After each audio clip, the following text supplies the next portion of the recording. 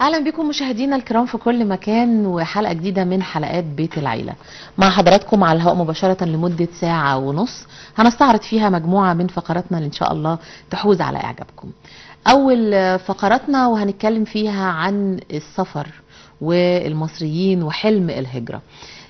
يمكن زمان او طول الوقت بنقول كلمه في السفر 7 فوائد، السفر فيه 7 فوائد.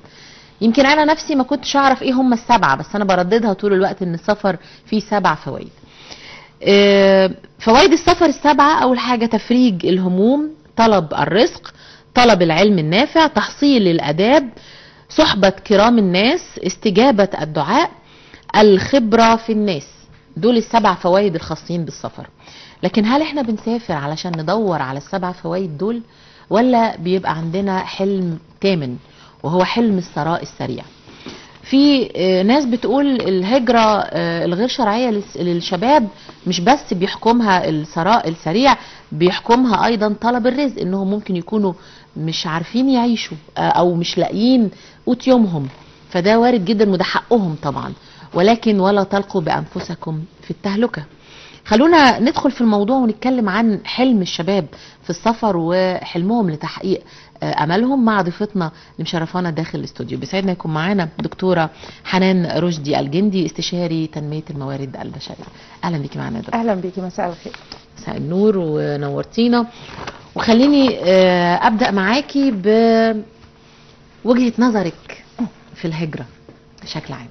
اولا الهجره هي ان مجموعه من الناس بينتقلوا من بلد قد تكون ناميه او فيها ضيق في اي جهه من اوجه الحياه الى بلد اخرى اكثر تحضرا واكثر نماء وما فيهاش هذا الضيق او فيها رخاء او اتساع في هذا الامر اللي بيبحثوا عنه. ان هناك اسباب للهجره بتخلي الناس تنتقل من بلد الى بلد اخرى فيها ما يصبو اليه احلامهم وطموحهم. وجهة نظري في الهجرة ان هناك اختلاف ما بين السفر والهجرة. زي ما حضرتك تفضلتي وقلتي، السفر هو السفر الى حين. هو للسفر 7 فوائد اللي انت ذكرتيهم في حالة ان انا مسافرة علشان اخد فايدة من ال7 فوائد او فايدتين او ال7 فوائد. لكن الهجرة هي البعد التام الشامل والانفصال عن الوطن، وده الأسوأ. صحيح. وده اللي نتائجه خطيرة، وده اللي ما ينفعش يكون. هل حضرتك شايفة ان ما يحدث في مصر من هجرات غير شرعية بتدي مبرر للشباب انهم يرموا نفسهم في البحر، وشباب تانية بعد ما بينزلوا ويلفوا بيهم بالبواخر يمين وشمال يلاقوا نفسهم في جمصة ويلاقوا نفسهم رجعوا تاني رشيد؟ ده مبرر؟ بصي، هو مفيش اي مبرر في الدنيا يستدعي ان الانسان يرمي نفسه في التهلكة او ان هو يرمي نفسه في الدمار. ولكن عايزة اقول ان قد يكون الشباب دول او الناس دي عندها من القهر وعدم الحصول على مصدر رزق وعدم كفايتهم، وانهم عايزين يعني يغنوا انفسهم حق السؤال، انهم بيعملوا ده. اكيد مش هيعملوه بدون غرض، مش هيعملوه بدون دافع قوي. ومعظمهم كمان بيبقوا من اقاليم. المشكله في حاجه ان الهجره الغير شرعيه احنا لما بنسمع عنها زي ما سمعنا عن مركب رشيد اللي مات فيها 600 غريق، اعمارهم تتراوح ما بين 13 سنه و12 سنه، يعني دول غير قادرين اساسا على العمل. صحيح صحيح. كلهم يسافروا. احنا اللي سمعنا عنهم بس المساوئ او الحاجات السيئه اللي حصلت، لكن مش هنقدر ننكر ان بعض الهجرات نجحت ورجعوا الى بلدهم او سمعوا اهل بلدهم عنهم انهم نجحوا. فدول اللي كانوا الدافع للباقي انه يحاول يعمل زيهم في القرى اللي هم ساكنين فيها. اللي عمل دور تاني واللي قدر يرجع يشبك ويخطب ويتجوز فهو لما شاف امثله للنجاح حتى ولو 10% من المهاجرين هجره غير شرعيه، اداله دافع ان قد اكون من الناجحين. المركب الاخيره اللي كان فيها 500، انت عارف ان انت بترمي نفسك في البحر وهتعوم مسافه 2 كيلو واخد معاك ولادك. في ناس كانت واخده معاهم ولادهم ولقوا اطفال من ضمن الجثث المنتشله. طب انت ازاي عارف ان انت هتعوم وهتترمي في الميه ومش فارق معاك حتى عيلتك كامله؟ ده شيء غير صحيح، او بالمعنى الاصح مش منطقي، وان صعب جدا الانسان يعمله. انا مش بساعدهم في ده قد ما بقول احنا لازم نبحث عن الاسباب اللي جعلت الناس ترمي نفسها في التهلكه. هو ده الاوقع النهارده. يعني لما كنا بنناقش موضوع المركب دي في وسائل الاعلام كان في ناس كتير جدا بترجح ان يبقى في جزاء صارم ورادع للي بيهاجر هجره غير شرعيه، على الرغم ان هو اكثر ايذاء لنفسه قبل ما بيأذي اي شيء وقبل ما بيأذي وطنه. علشان كده الناس بتقول هو موت وخراب ديار. انتوا كده. عايزين تحبسوهم وتسجنوهم بالظبط. وهم كانوا خلاص يعني طالعين من قلب الموت. بالظبط. وبعدين في نقطه تانية اخطر، حد بيقول انتوا بتدفعوا للهجره الغير شرعيه 30,000 و35,000. طب اللي معاه 30,000 و35,000 ممكن يعمل مشروع. انا عايزه اللي قال كده يقول لي ما هو المشروع الاقتصادي اللي يعيش اسره ب 30 35,000 غير التوك توك وعربيه الخضار، عشان بس ما نفضلش نقول للشباب. وده اللي مستشفى كمان اللي للاسف دلوقتي محبط جدا.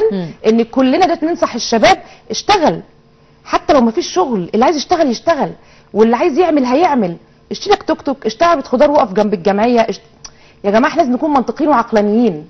وعايزه بس ما نبقاش احنا ايه بننظر على الناس، لان احنا بالزبط. لما بنقول كده وبيجي ردود زي ما حضرتك بتقولي، يعني الفلوس دي تجيب لي يا دوب توك توك اللي هو يطلع لي 100 جنيه في اليوم، وال 100 جنيه دي ممكن بيبقى حد تاني شغال معايا عليها نقسمها بالنص.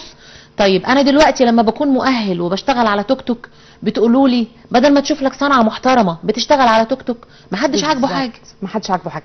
يبقى المنظومه بتقول ايه؟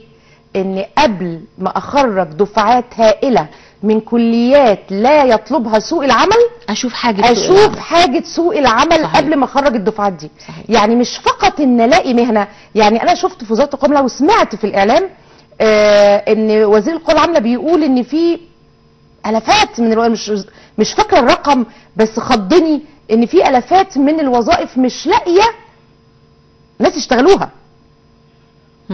طب انا معاك، اللي هي ايه بقى الوظائف؟ اللي هي امن، اللي هي ويتر، اللي هي ستيور. طب خريجي الجامعات هندسه وطب وسياسه واقتصاد وكمبيوتر ساينس وحقوق واداب، دول اشتغلوا ايه؟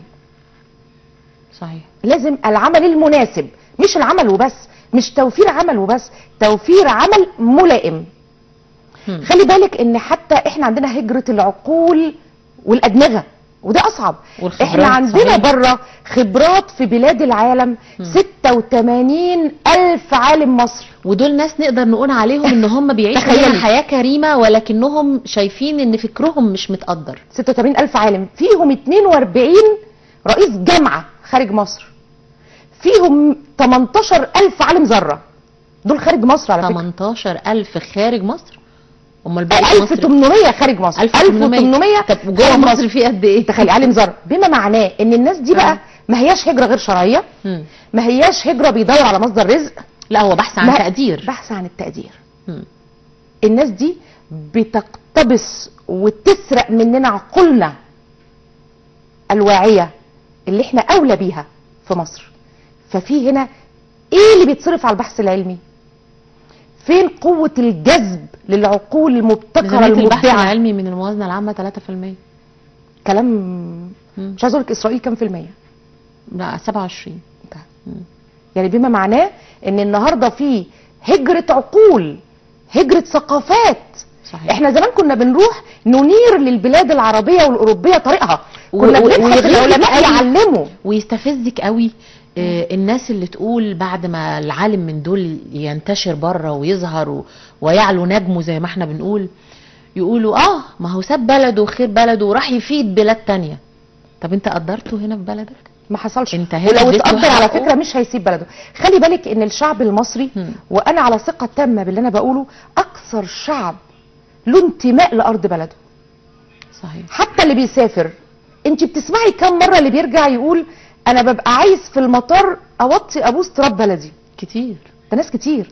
ناس كتير بتهاجر او بتسافر وتقعد بالسنين ويبقى فيها تفكك اسري وسايب اسره وسايب اطفال ومفيش رعايه اجتماعيه ومفيش حياه اجتماعيه منتظمه، وبيخسر كل ده وبيضحي بيه مقابل لقمه العيش او مقابل التقدير او مقابل ان هو هناك مميز. او بس عايز اقول لحضرتك على حاجه، في الاول ولا في الاخر، والله والله والله الواحد فينا لما بيسافر حتى فسحه لاي دوله اسبوع، مجرد ما بيرجع بيتشاهد، بيحس ان هو روحه رجعت له. طبعا. بيحس انه عارف يتنفس بجد.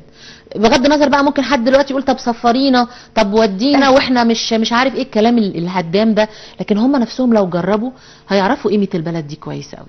حتى لو انت رايح تتفسح في دوله تانية هتوحشك مصر قوي، وهتقارن طول الوقت بين كل حاجه بتحصل بره حلوه او وحشه بمصر، وهتحس ان الحلو فيها يطغى على الوحش بكتير.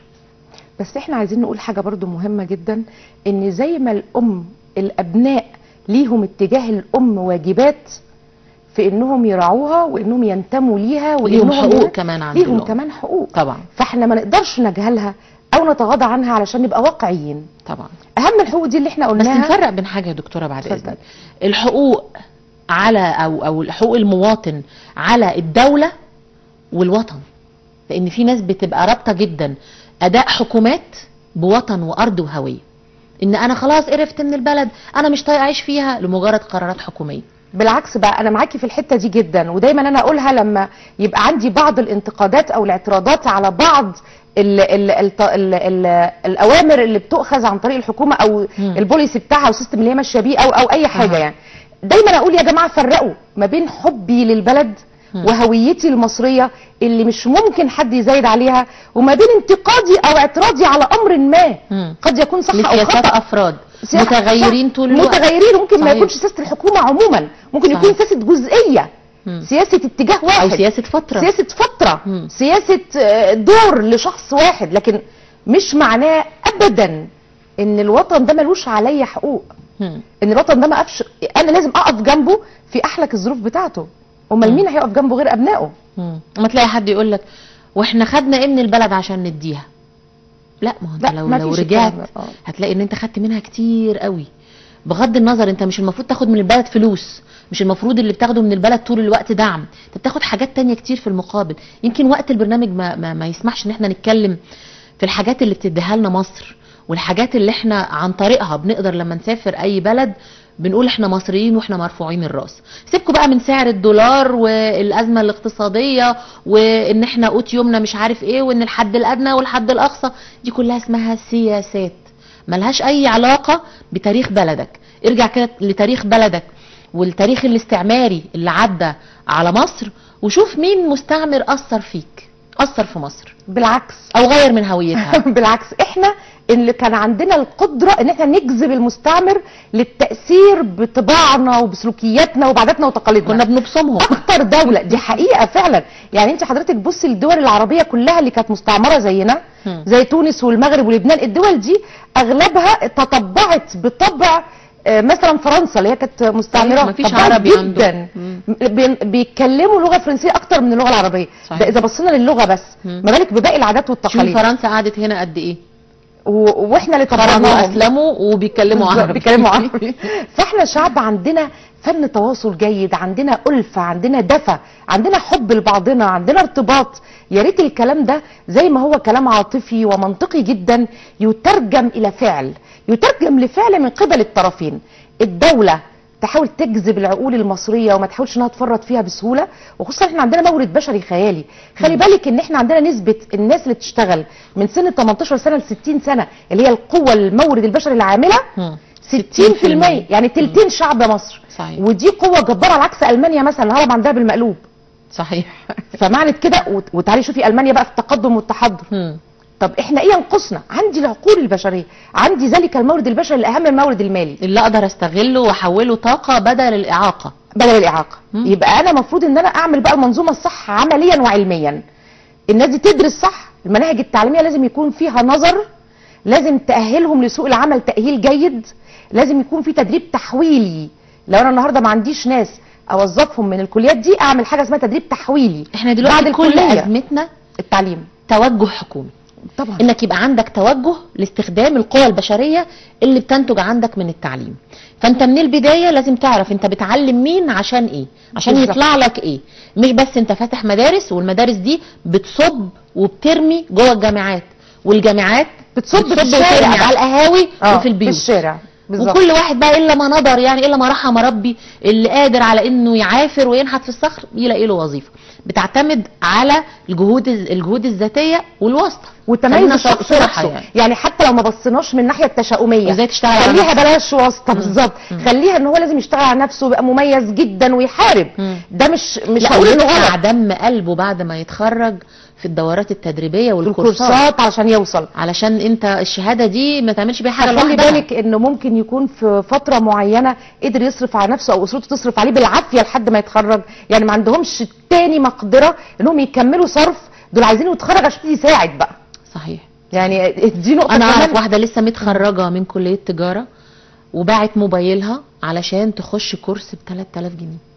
قالت لي الكورس هيشغلني بس الموبايل هقعد بيه في البيت. طب انا اقول لك على مثل تاني اقوى. انا جالي شاب بيعمل انترفيو في احد الاوتيلات الكبيره عشان يشتغل هاوس كيبنج. لما لقيت السي في بتاع الشاب وشهاده التخرج سياسه واقتصاد، انا ما قدرتش اقول لك هاوس كيبنج انا قد ايه اتألمت كانه ابني.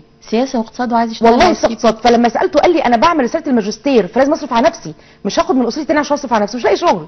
فبدل ما اخد منهم والا انا مستواي العلمي هيقل وهقف عند النقطه دي، مش عايزه اقف عند النقطه دي. هو عاملها مرحله. انا عايزه اقول لك ان انا ربنا كرمني وساعدته في ان انا اشغله يعني اتش ار في مكان تاني، هيومن ريسورس يعني. واشتغل موظف ودربته وخد رساله الماجستير ودلوقتي بيحضر الدكتوراه وهيناقشها الشهر ده. ما شاء الله. فده ابتدى يعني دي الناس اللي دي عارفه نتيجة. تحرك نفسها. بالظبط. انا عايزه اقول لك ده مثل حي قدامي ورائع، ويا ريت كل زي الشباب ما يبقوا احنا يا كده. دكتور ما بنتمناش لحد انه ينزل من مستواه العلمي لوظيفه ادنى، ما بنتمناش برضو ان اللي معاه شهاده يقعد بيها في البيت اصل مش لاقي حاجه تناسبني. بالظبط. هو ابتدى يعمل حاجه وزي ما انت قلتي مرحله. فانا زي ما بساعد الشباب وبقول لهم خلوها مرحله في حياتكم وحاول تواصل لغايه ما تلاقي افضل، واشتغل على نفسك وحاول تكون مميز، لان سوق العمل دلوقتي بقى فيه يعني اعداد هائله، لازم عشان تاخد وضعك فيه لازم يبقى ليك تميز في حاجه، ما ينفعش تبقى زي الباقي. صحيح. من سنين طويله واحنا بنعاني من نوع من انواع الهجره، واللي كان دايما حتى الدراما والسينما والبرامج التلفزيونيه من واحنا صغيرين بتتكلم فيها، هجره القريه للمدينه. الهجرة الداخلية. الهجرة الداخلية، ان كل اللي عايز يشتغل او عايز ينجح او عايز برضه حلم الثراء السريع انه بياخد هدومه من القرية ويطلع على المدينة يشتغل اي حاجة لحد ما يتدرج في المناصب، وبيبقى دايما عندهم حلم النزوح للمدينة، وده ادى طبعا لتكدسنا بهذا الشكل في العاصمة. دلوقتي بقى حلم الهجرة الى الدول الاوروبية، ما بقاش للدول العربية زي من 20 30 سنة كانت الدول العربية كانت هي الحلم الاول. دلوقتي الدول الاوروبية هي اللي بالنسبة لهم كده هبقى فوق مرة واحدة زي محمد صلاح ما بيقول. الهجرة الامريكا. هل حضرتك شايفة ان احنا كشعب مصري عندنا في جيناتنا حلم الهجرة سواء داخلي او خارجي؟ بالعكس احنا فعلا مرتبطين بالبلد دي اكثر من اي شعب اخر. المشكلة في البلاد الريف او في القرى، انت عندك ناس كانت بتشتغل مزارعين، مهنتهم الاصلية ايه في القرى؟ مزارع. الفلاح. طيب دلوقتي الارض الزراعية مش هندخل في المشاكل دي، بقت حتى الفلاحة او الزراعة عليها مشاكل كتير جدا. الحاجة التانية، في اولاد من القرى الان دكاترة ومهندسين ومدرسين وعلماء بيطلعوا من القرية. صحيح. طب ده عشان يشتغل هيشتغل فين في القرية لو انت مش موفر له مجال عمل؟ يبقى هينزح الى المدينة بالامر. لكن مش هتقول له اشتغل مزارع. صحيح. يبقى علشان اوفر وما خليش الناس دي تنزل وتنزح الى القاهرة وهي مش ناقصة تكدس، لازم في الاماكن دي. وانا شايفة على فكرة ان الفترة السابقة القريبة جدا يعني من كام سنة قريبين فاتوا، عملية المعمار عايزة اقولك انها بقت ممتدة الى اطراف القاهرة الكبرى لابعد الحدود. يعني في مدن ما كناش بنسمع عنها، كنا بنعتقد انها من الصحراء اللي مش ممكن حد يسكن فيها، النهارده بقت عامرة وغالية ومدن كاملة وغالية جدا. يعني في منها وفي منها، يعني هقول لك في اماكن غالية جدا وفي اماكن سكنية، سكن الشباب وبالحجز واسعارها يعني معقولة نسبيا. لكن انا اللي انا عايزه اقوله ان لازم في الريف وفي القرى يبقى في اعمال تصلح لجميع التخصصات.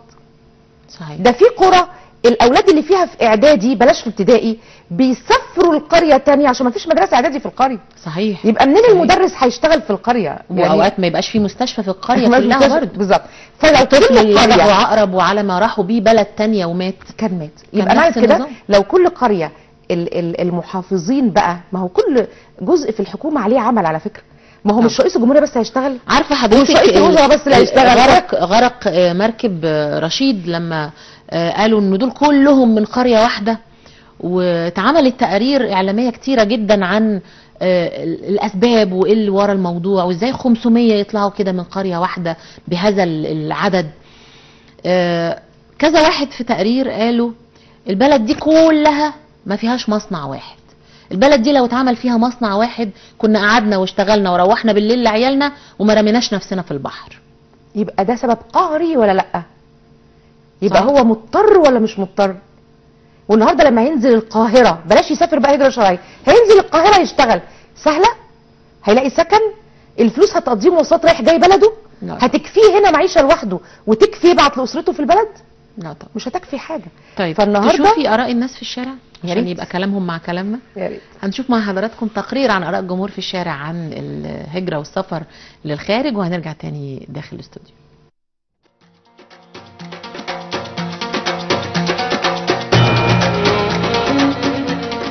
هو بالنسبه لموضوع السفر، حلم الشباب طبعا خارج السفر خارج البلاد. هو عن نفسي انا بحلم بحاجه زي كده بصراحه. يعني يمكن عشان خاطر مش عارف احقق حاجه بتمناها مثلا نظرا للظروف. مش عارف مثلا ابقى راجل صاحب شغل خاص بيا انا بدل ما اكون شغال عند حد مثلا. في حاجات كتير، في امنيات كتير انا نفسي احققها، بس حاسس ان مفيش حاجه هنا مساعداني. فاي واحد وضعه كده بيفكر على طول، بيفكر ان هو يسافر بره بشغل موجود، هيلاقي فلوس، هيلاقي حاجات كتير، هيلاقي امن، هيلاقي حاجات كتير. فانا عن نفسي انا بحب ان انا اتمنى ان انا تجيني سفر بره يعني بصراحه. كل الشباب بتحلم انها تسافر للخارج، لكن هم والله انا من رايي الشخصي، وده راي شخصي طبعا، ان الشاب لو حاول ان هو يشتغل في مصر بقدوه زي ما هيطلع يشتغل بره، هينتج وهيرفع من مستوى الدخل بتاعه، وهيرفع من مستوى الدوله ذات نفسها. لان اغلب العمال اللي بيشتغلوا او العاملين اللي بيشتغلوا في الدوله، لو حسبت حضرتك ساعات العمل بتاعتهم هتلاقيها متدنيه جدا بالنسبه لهم. هو حسب الشاب اللي هيسافر، لو هيسافر ناوي فعلا يكون نفسه وهيشتغل دي ماشي، هيكون نفسه ويبقى حلم حقيقي. لكن الشاب اللي عاوز يسافر بيحس ان هو هيسافر وخلاص يضيع وقت، فعمره ما يكون نفسه. وحلم الشباب للسفر في الخارج اصبح اكتر من 80% منه وهمي. ليه؟ عشان احنا اللي عملنا ده. عايزين نجار كلنا نجارين، عاوزين سباك كلنا سباكين، عاوزين بتاع تكييف كلنا بتوع تكييف، وقليل القله اللي هو بيبقى صنايع على كفاءه، فبالتالي بيشوه صوره العامل المصري في الخارج. حلم السفر للشباب للخارج، هو الشاب عايز يسافر وطموح وكل حاجه، بس المشكله في مشكله ان هو مش هيقدر يسافر رسمي عن طريق، مفيش تاشيرات، الدول الاوروبيه واقفه التاشيرات، مفيش. هيسافر يرمي نفسه في الميه ويغرق زي اللاجئين اللي بيغرقوا؟ لا طبعا. حلم السفر اصبح حلم وهمي، لان دلوقتي حلم السفر للشباب كل دوله عربيه وكل دوله بقى عندها مشاكلها. دلوقتي مشكله اللاجئين في بتاع سوريا، مشكله اللاجئين ده كل دوله عايزه تخلص من اللاجئين، لان اللاجئ دلوقتي اصبح في الدوله بيجي بفكره، بيجوا بديانته، كانه مسلم كانه مسيحي، كل دلوقتي حاجه بتنمو، كل ما الشخص بينمو فكر معاه. في فرص طبعا متاحه هنا في البلد. انت عارف يعني قطاع زي قطاع البناء والتشييد بيحتاج الى عماله كبيره جدا جدا جدا، بس للاسف الشباب عازف انه يدخل في المجال ده، بيفضل يسافر الخارج على الرغم ان في مخاطر كبيره جدا جدا في الخارج. مش كل الحياه ورديه زي ما الناس معتقده بالخارج، لا، في فرص واعده في البلد هنا، والدوله بتتوسع في مشروعات كتيره. المشروع الكبير، المشروع على المنطقه الاقتصاديه حوالين قناه السويس، المليون ونص فدان، لا في مشاريع كتيره، بس الشباب يبتدي يعني.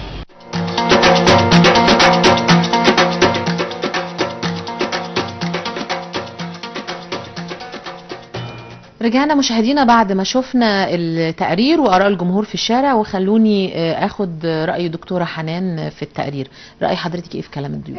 طبعا هو كل ضيف فيهم له رأيه على حدة. في الشاب الأول قال تحقيق الأحلام والطموح، وطبعا هو نفسه يحقق حلمه، بس هو شايف ان ده مش ملائم للوضع الحالي في مصر او للمرحله او الحاليه ان هو يحقق حلمه وطموحه في ان هو يعمل حياه كامله. فهو عايز يسافر لمجرد تحقيق حلم، على الرغم ان هو ما قالش حتى حلمه ايه. خلي بالك مش محدد هدف. هو عايز يكسب وخلاص. عندي بقى كبار السن عندهم مشكله معايا غريبه جدا، انه دايما بيلوم على الشباب ان هنا تقدر تشتغل احسن من بره، انه هنا هتلاقي وفي معمار وفي ارض وممكن تعمل وتسوي. انت اديتني نصيحه، فين الخطه وفين الطريق؟ ما تقوليش كلام في سطور، قول لي هدايه اوصل بيها. على فكره دي مهمه جدا. صحيح. الشباب دايما ابتدوا ياخدوا الكلام مننا احنا يا كبار انه مجرد نصائح وهميه، وان احنا خلاص حياتنا ابتدت تترسم. فيا ريت انتوا بتقولوا كلام نظريات، فاديني انتوا بتقولوا كلام وانتوا قاعدين مكانكم، ما تعرفوش احنا حاسين بايه بالظبط. فاحنا لازم نحس بيهم اكتر من كده. الشخص فعلا اللي صح 100%، المواطن البسيط اللي قال اللي يسافر يكون نفسه ويسافر او يحقق حلمه، ولكن مرجعه لبلده ويرجع يخدم بلده. ده اقرب ما يكون للحقيقه. صحيح. اقرب ما يكون للواقع الصح. صحيح. انا النهارده لو فعلا ضاقت بيا كل سبل الرزق في بلدي وطلعت اسافر بطريقه محترمه وطريقه تحفظ لي كرامتي وبطريقه شرعيه، وقدرت اكون نفسي، قدرت ان انا احصل على مصدر رزق، اسافر بعد عمل، ارجع بلدي. لكن اسافر اروح هناك ما ادور على مكان انام فيه، وادور على لقمه اكلها، وادور على شغل اقعد اتسول في الشوارع. انا عايزه اقول لك على حاجه مهمه قوي. 30% بيسافروا بدون تاشيره، 80% بدون عقد، 68% بدون تصريح عمل. دول اللي بيسافروا هجره، او بالمعنى صح سفر شرعي مش غير شرعي كمان، بيسافروا عادي بالطيران. لا غير شرعي ده صعب ان احنا نحدده، دي قصه ثانيه بالظبط. دول بيسافروا سفر شرعي ولكن بعضهم بدون عقود، فبيروحوا هناك بيتحكم فيهم اللي مسفرهم، وبتحصل مهانه كبيره جدا للمصري هناك. بيسافر من غير تاشيره، بيسافر من غير عقد عمل، بيسافر من غير تصريح عمل. وزي ما قال احد المواطنين لما بيقولوا محتاج نجار كلنا نجارين، سباك كلنا سباكين، الراجل ده فعلا دي حقيقه واقعه. بنشوف ناس كتير بتغير المهنه في البطاقه وبتطلع من القوى العامله قياس مستوى مهاره ان دي وظيفته، على الرغم ان دي مش وظيفته. هو في قياس مستوى مهاره اصلا؟ في، بس هو بيطلع ورقيا، هم بيقيسوش مش تدريبيا يعني. لا يا فندم، انت بتروحي تقدمي وتدفعي الرسوم وتقدمي صورتين، وبعد 15 يوم تستلمي قياس مستوى المهاره. قاسوه فين بقى؟ في مكتب العمل. ايوه قاسوه ازاي؟ ما قاسوهوش. والله ده بيحصل. يعني واللي بيسمعني الشباب عارفين ان انا بقول او خبرات سابقه او اعمال حضرتك ما تعرفوش هو بيعمل ايه، مش مهم. هم ما بيسالوهوش، وتطلع الشهاده معتمده وبخصم. هقول لك ليه؟ هو رسوم بس، تدفعي حواله بريديه رسوم حاجه 70 جنيه بصورتين وتقدمي تستلمي. ده اللي بيبوظ سمعتنا بقى للاسف الشديد. للاسف الشديد انك بتروح بشهاده رسميه معتمده ومختومه من الدوله بختم النسر ان انت سباك نجار قسطه، يعني انت كده طالع ما تعرفش حاجه عن المهنه دي خالص، وتروح هناك تفضح الدنيا وتفضحنا معاك. بالظبط. والمهم بقى في شروط التعيين حتى جوه البلد نفسها، بلاش في الهجره ولا في السفر. انا شركه قطاع خاص اهو، عايزه اشغل عندي مضيفين، ويتر، طباخين، عاديه اهو. فيقول لك شرط اساسي في وزاره القوى العامله، بيجي مكتب العمل يفتش على المنشات دي، شرط اساسي ان الشخص ده يبقى معاه قياس مستوى المهاره طالما مش خريج مدرسه او جامعه فندقيه. طبعا انت تسمعي كده عداكم العيب يعني بصراحه، كده نظام ما حصلش. ايوه يروح كده يطلع، لا هيبقى خريج ولا هيبقى عنده تاهيل وتدريب. لا طبعا، هو ورقي تستيف ورق. احنا عندنا نظام تستيف الورق ده بارعين فيه في مصر، في كل الهيئات الحكوميه وكل اعمالنا ورق. صحيح. وده شيء خطر جدا. وده اللي بيحسوا بقى الشباب مننا، بيحسوا عدم مصداقيه، بيحسوا كل الامور فيها لخبطه، بيحسوا ان الاحلام بقت مجرد ورق. فبالتالي بيلجأوا للهجرة. تشتغل فهلوي. والاقوى من كده كمان، ودي يمكن حته ما نقدرش ان احنا نتجاهلها، ان بعد ثوره 25 يناير نسبه الهجره والسفر الى الخارج من الشباب زادت بنسبه 22% عن ما كانت. 22 على الرغم ان مفروض ان كان من احلامنا ان ده يقل مش يزيد. طبعا. طب ليه زاد؟ لان الشباب طمح وطمع وحلم انه يبقى جزء من الوطن، انه يبقى له دور سياسي واقتصادي وتنظيمي، ولكن هم مش دوره، او بقى غير ملحوظ. فاقبل على السفر فاقبل على السفر لان انا حلمت وتعبت وكافحت، وفي الاخر انا برضو فضلت يتقال عني لا ده شباب امبارح دول، والشباب ده بيحلموا بس، والشباب ده عايز كل حاجه على الجاهز، وهم اللي وقعوا البلد، ولو ما كانوش عملوا الثوره كان زماننا زي ما احنا. فالشاب حس كلام إن هو الهدام اللي بيتقال من ساعه الشباب حس انه محبط، ما حدش حاسس بيا حتى من اسرتي الواحده، من اهلي في نفس عائلتي، خلاص ابتدوا يحسوا ان انا عال على الاسره، مش حاجه مفروض انهم يتسندوا عليها، انا بقيت عال على الاسره وعال على البلد. طب اهاجر بقى؟ لا، لازم ننظر للشباب نظره غير كده. دول مورد بشري احنا لازم نستغله، ونستغل عقله، ونستغل مجهوده وطاقته وسنين عمره كلها لازم تبقى جوه بلده مش بره بلده. صحيح. يعني مش عارفه اقول لك ايه، بس يمكن احنا بنناقش الموضوع ده في بيت العيله كتير وكتير جدا كمان، وبعد كل مره بناقشه فيها بحس ان انا مصابه بخيبه امل في ان احنا عندنا هذا الكم من الطاقات ولكنها غير مستغله.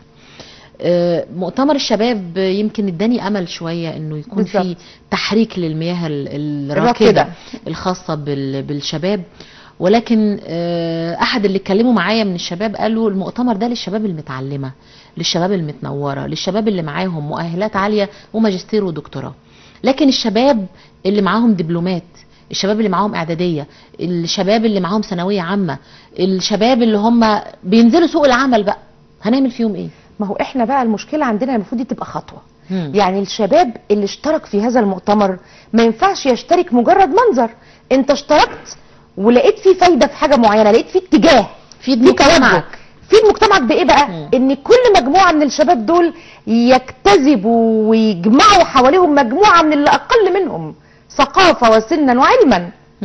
يبقى في مجموعات، في اشعاع نور، في تحريك، لكن مش مجرد مؤتمر. المفروض نتائجه ايه؟ ايه اللي جاي بعده؟ ايه الخطه؟ هنعمل ايه؟ ولا في نفس ذات اليوم في نفس ذات العام هنعمل مؤتمر تاني نقول كل سنه وانتم طيبين؟ المردود لازم المردود، لازم النتيجه. والنتيجه بقى ان المجموعه المتعلمه المثقفه تبقى اشعاع نور على الباقي، تاخد بايد الباقي، تنسهر في المجتمع علشان تجذب الباقي انه يمشي في الخط الصح. طيب عايزه اخيرا نصيحه منك زي ما بنقول كده جذب الطاقه السلبيه بعيدا عن الشباب المصري، تقول لهم ايه؟ عايزه اقول لهم انتوا املنا، ودي حقيقه، انتوا بكره، ومن غيركم مصر مش هتستمر. مش الكبار اللي هياخدوا بايديكم، الكبار هتاخدوا منهم خبره، لكن انتوا اللي هتاخدوا بايدينا، احنا هنسند عليكم انتوا. فاذا كان النهارده في ازمه سواء اقتصاديه او سياسيه او علمانيه او اي شيء، بكره انتوا اللي هترسموه، وما تضحوش بمجهودكم ولا تضحوا باسمكم في مصر، عشان ده شيء مهم جدا. بشكرك على وجودك معانا، شرفتينا ونورتينا. كان معانا دكتوره حنان رشدي الجندي، استشاري تنميه الموارد البشريه. شكرا ليك يا فندم على وجودك وعلى معلوماتك الثريه، ولسه مستمرين مع حضراتكم على الهواء.